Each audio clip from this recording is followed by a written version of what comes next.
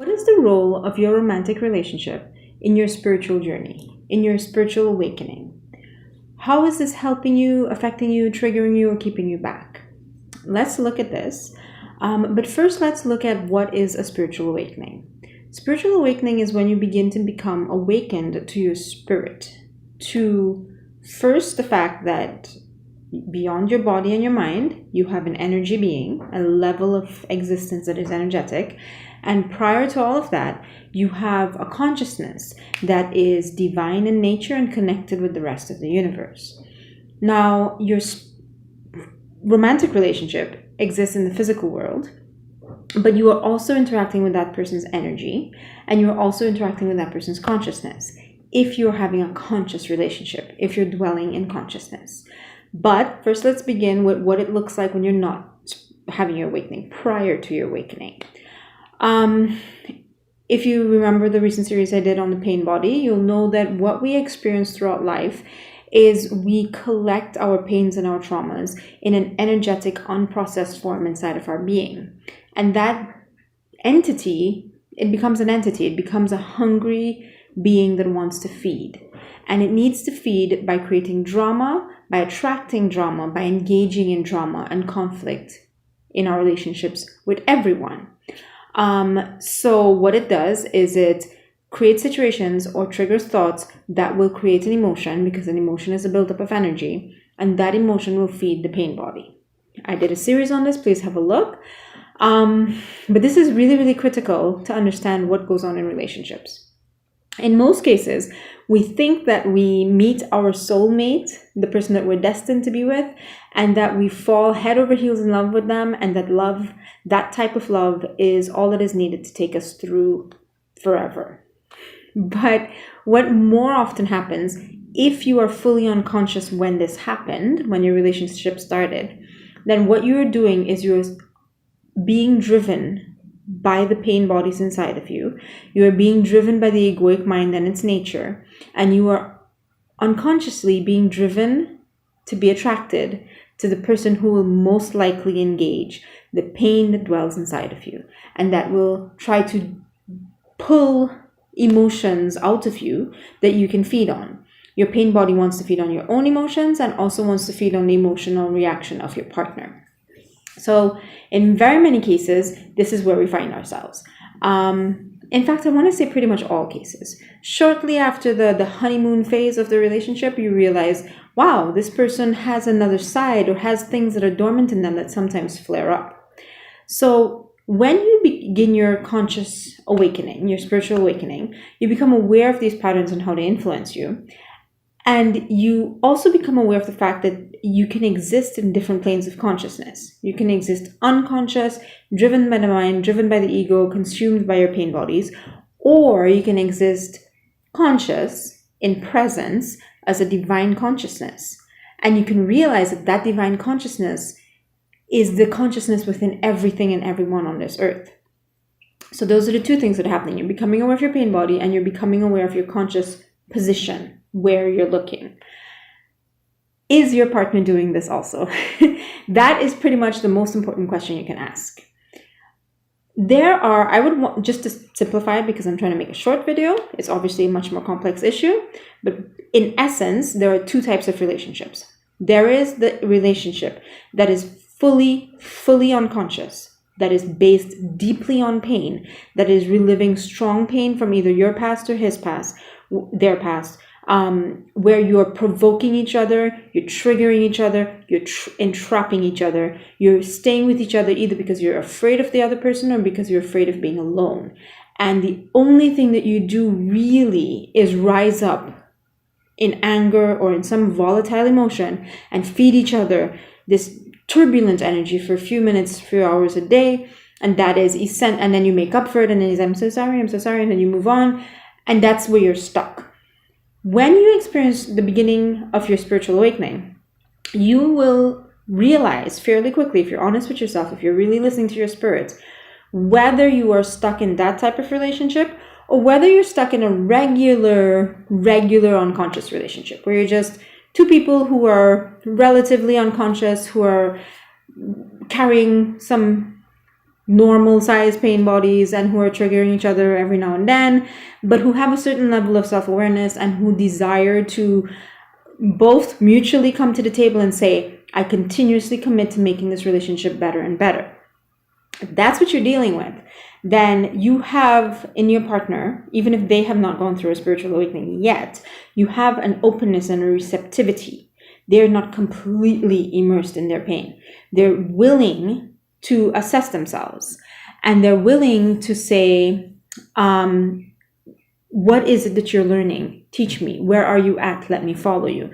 Even if they don't do it with their mind and their voice, they're not aware of it. They're resisting. For example, I can talk about my husband and I. We have had various phases throughout our shared spiritual awakenings.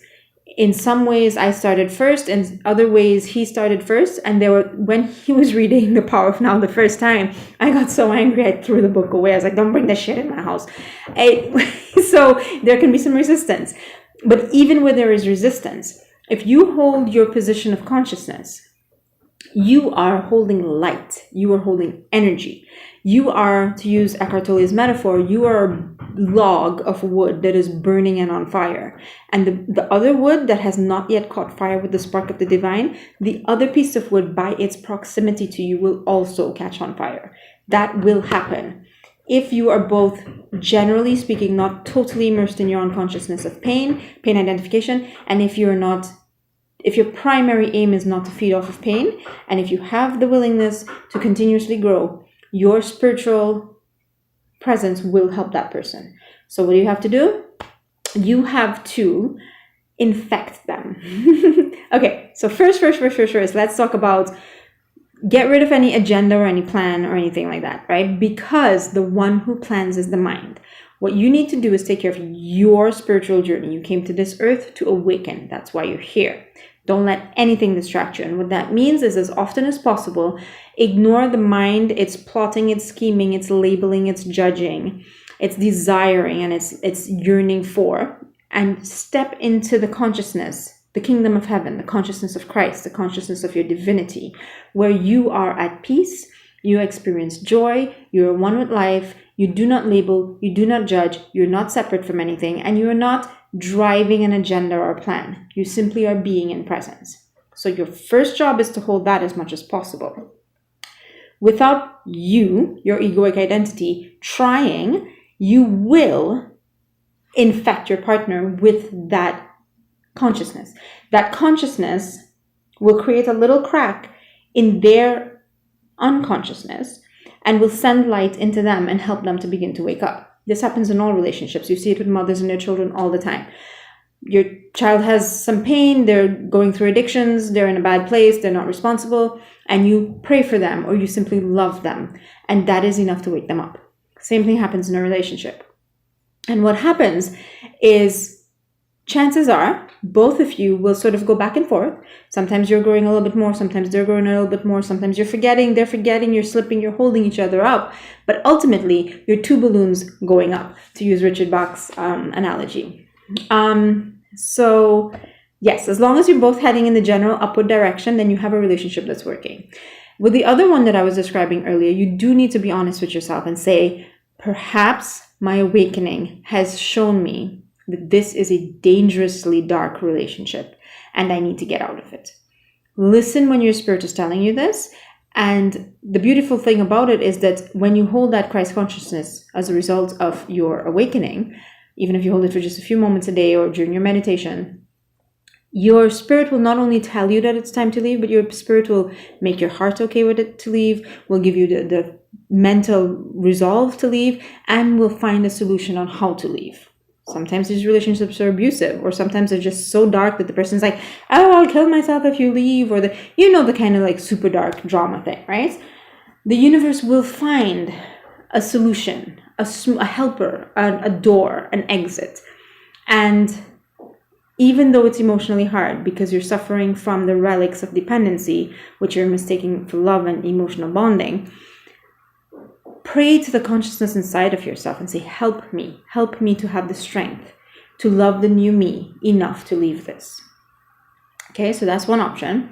The other option, which I suspect is generally speaking is for most of us, generally speaking, because, sometimes unconsciousness in our previous life can really lead to some dark situations that we got ourselves in. But let's say that you're in a situation where you're both awakening. You have to discuss it and recognize what is happening to you. Use whatever words you're using. Maybe somebody is reading Eckhart Tolle, or maybe somebody is into Buddhism or Hinduism, or somebody is into the Bible or their traditional spirituality. Whatever you're doing, it is happening to you, and you are understanding it in your words. You're using words that make sense to you, and the other person may not relate to what's happening. Start to share, start to explain. When you realize that the person asks, hey, explain what's going, this is fascinating. When there is receptivity, not when you're fighting, not when you're arguing, not when you're like, I know better than you. When the person is generally awakening a sort of hunger inside of them, come to a shared language that exists between the couple, so that you can understand what's happening, so that you can help each other. Create in yourself. Every healthy relationship recommit to each other every single day. You re-choose each other every single day. And when you make that choice in that morning, don't only say, I commit to live with this person, I commit to love this person, I commit to help this person, but say, I commit to awaken with this person. I commit to help hold space for their awakening, and I commit to ask them for help to hold space in my awakening. Let that be a continuous, ongoing recommitment that you make for yourself. And then hold the position of observer, right? Now, if you remember, I think it's episode 3, maybe 4, episode 4 of the Pain Body series, I talk about the very, very subtle difference between egoic observing and spirit observing. You are in the process of holding on to your divine consciousness more and more, and letting go of your egoic identification more and more. It's going to be really hard in the beginning, but it gets easier and easier and easier. But the trick in the beginning is to spot the fact that the ego can take over your spiritual awakening and try to be like, ooh, let me plan it for you. Let me analyze it for you. And you have to fight that. You have to recognize that when I say observing, I mean the observer with a capital O. The one who sits above everything and watches everything. God, right? And the one who does that does not label, judge, or create any sort of separateness between this one and that one, right? In fact, I'm only saying this one and that one for the purposes of explaining it to you. The observer doesn't even understand the difference.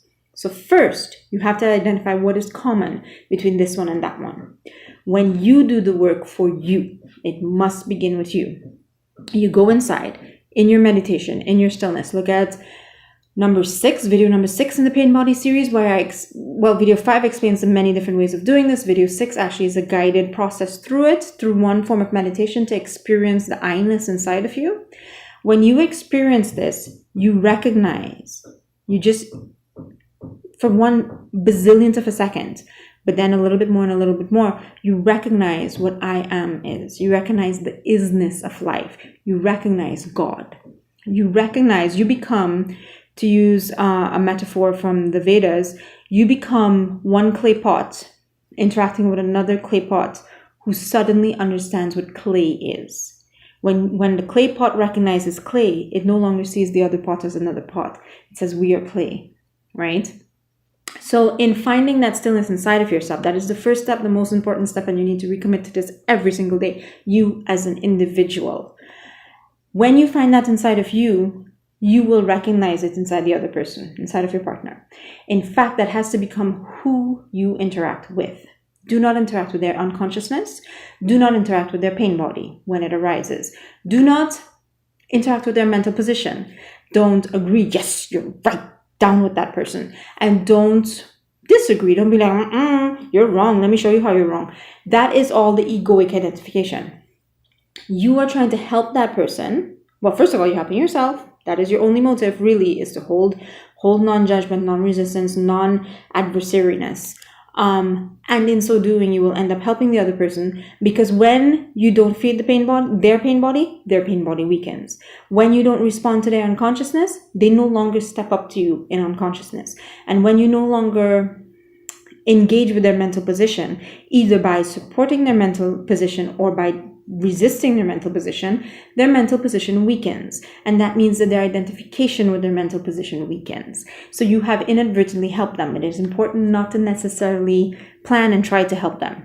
Because in the moment when you're interacting, if you go into oh, I have had a spiritual awakening, I know what's happening, let me help you. That is the egoic mind tricking you into some sort of a noble action. There isn't an action that is nobler. There's an interesting metaphor, a story that I read recently. I think it's Eckhart Tolle. I'm not sure. Anyhow, if you had two people, two priests that mean well, they're good people, they've dedicated their lives to God, and they are having a conversation about God. Could you have a higher conversation? They're having a conversation about God. Both of them are still in the mind. They're not in the position of observer. If they're describing God, debating God, considering God, contemplating God, yes, it is a high value conversation. But their consciousness is not currently in the divine consciousness. Their consciousness is still in the physical consciousness. This is an important concept to recognize when the ego tries to trick you into noble spirituality or noble intentions. If you are seeing the person as separate from you and plotting for the person, you're still engaging in the ego. You have to simply be. Rest in the self. Rest in the presence. Create the space. Be still. Be at peace. Which means to accept the now as is. You don't even call it a flaw. But let's say you have a flaw. It is. This is where you are now. It is. Your pain is rising. It is. You have to simply do that. And I'm only using those words to describe it to you, but you should not say you have a flaw or your pain is flaring up. You should just simply be, this is, and breathe out the thought that wants to come up inside of your mind.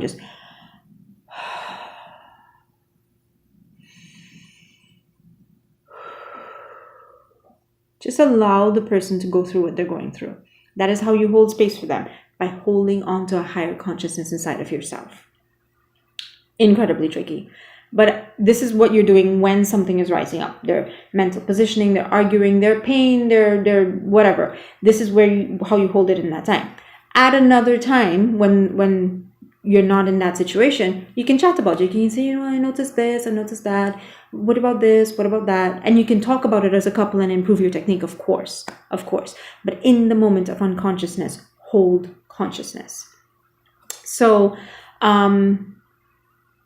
the other thing, I suppose, which I guess is implied in what I'm saying, but let me just emphasize it, is that you both have pain bodies, and you have, whether you like it or not, to some extent, you have chosen each other in the past because your pain bodies matched each other, because you fed each other what you needed, because your traumas were like two puzzle pieces that fit together.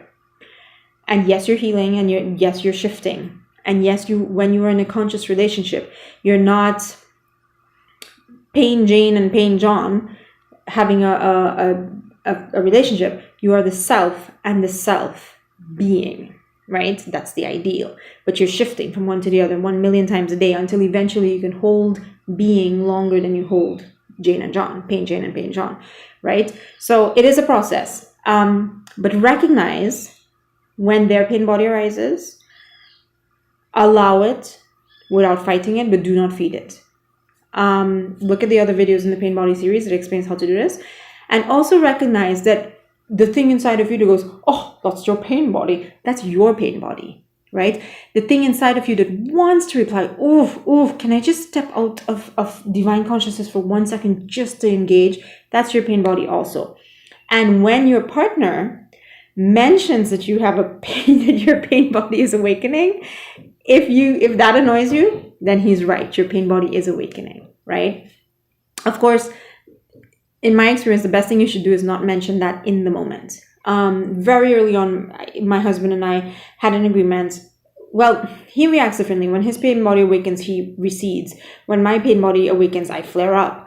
And I told him, listen, when I get pissed off, just just leave the room. Don't try to sort it out. Don't try to logic it. Don't try to talk to me. Don't try to work it out. No, because I am unconscious. I am fully unconscious. I'm not going to present any sort of useful information here.